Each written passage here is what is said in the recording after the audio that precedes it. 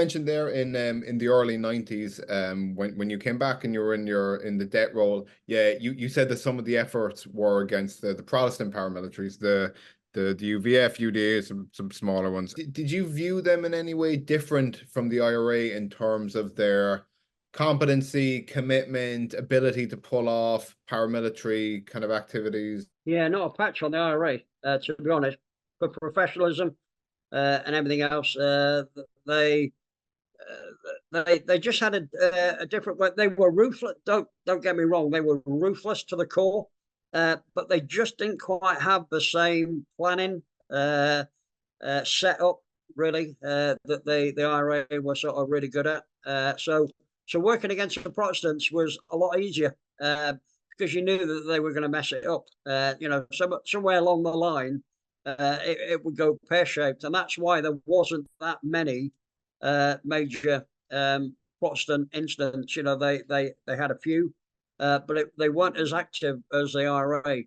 So really, between the two, both ruthless, both terrorist organizations, one slightly more professional than the other one.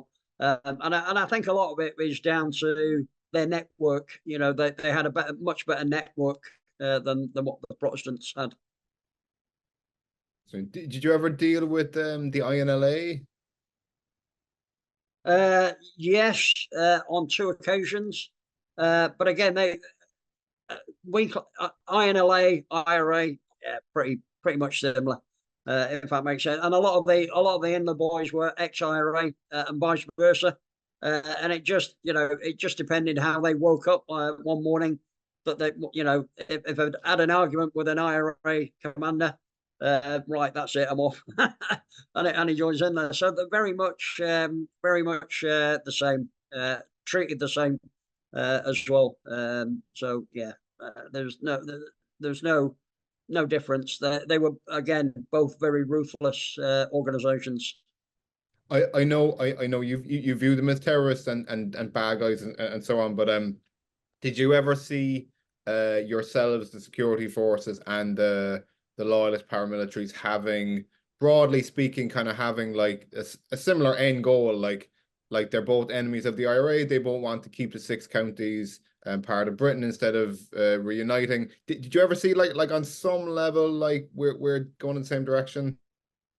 No, like I alluded to earlier on, if you're a bad guy carrying a gun, you're a bad guy carrying a gun. Doesn't matter who you are, what you know. We had it in Bosnia.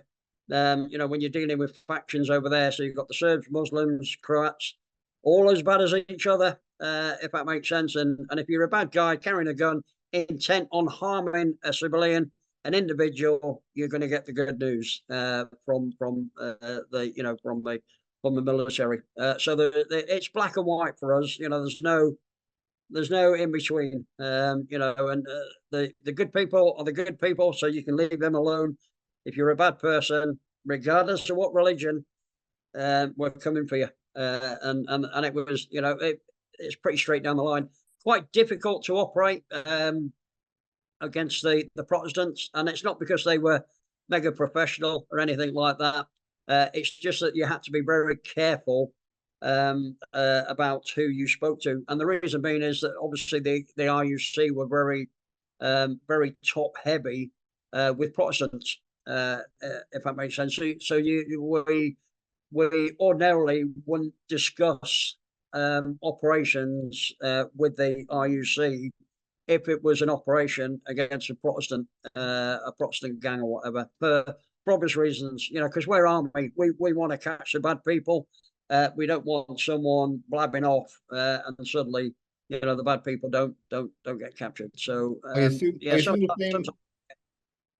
the same would apply for the UDR, probably more so. They were chock full of loyalists, and I think Harry McCallion even told me that like they wouldn't give the UDR anywhere near as much information as they would other bodies. Yeah, absolutely. I mean, we never operate with the UDR at all. And for one of them reasons, it's that but the UDR they've got a job to do. What they do. But you have to be very aware that both the police and the military in Northern Ireland, not British military, but the UDR and the RUC, were very top heavy with Protestants. You know, with a very, you know, scattering of Catholics. So yeah, so anything involving an operation against a Protestant or a Protestant operation, you had to be very careful who you spoke to, and you know, and it's just you know, one of them difficulties when you're working in Northern Ireland. You know, when you've got a police force and the thing that is very top heavy, and I've no doubt if you go to Northern Ireland in 30 years' time, the police service Northern Ireland will be, you know, pretty much half and half Catholic but at the time, you know, the Protestant population was a lot more, if that makes sense. And but also the Republican movement, their views were slightly different. So, are they likely to join a Crown force? The answer is no. A few do. The brave few, very much so. But majority, you know, it's down to the Protestant population, really. Interesting. Was this like maybe not an official policy, but like what, like would your bosses tell you, like, listen, okay, when we're operating against one of the Protestant paramilitaries, don't tell the RUC as much. Was it kind of like a spoken rule like that? Well, every operation that we do, you have to have an RUC presence, and they call them the HMSU. They have heavy mobile support units, so they're anti-terrorist organisation. So you have to have a liaison with them anyway, if that makes sense. And but the HMSUs at the time were they were just like us, you know, bad guys. You're going to get arrested. So and we worked very, very well with the HMSUs. So we didn't really have a lot to do with the normal RUC people. E4A, quite a lot of dealings with them because of the surveillance side of it. And because of the anti-terrorist nature of our jobs, we will work with the HMSUs, who are a specialised organisation within the RUC. Very professional.